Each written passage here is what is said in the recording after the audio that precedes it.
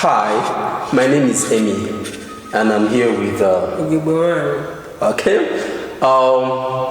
We are co-anchors of this channel, and the name of this channel is Ndiigboo. In this video, we shall be looking at the meaning of Igbo. What is the meaning of Igbo? Igbo is a short form of Ndiigboo. It is gotten from the word Ndiigboo. What is the meaning of Ndiigboo? Ndiigboo simply means ancient people, people of the old.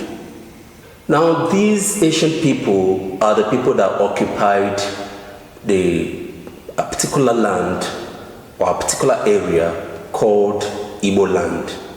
And Igbo land is somewhere in West Africa. And West Africa is in Africa. Ugegbe.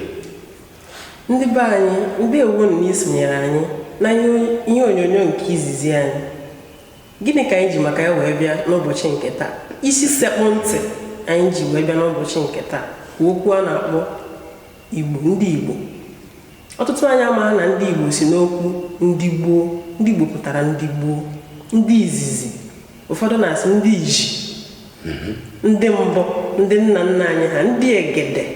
Ndị ekekere ụwa, ndị ochie, ndị otu, ndị izizi, ndị ekekere ụwa kere mgbe o kere ụwa.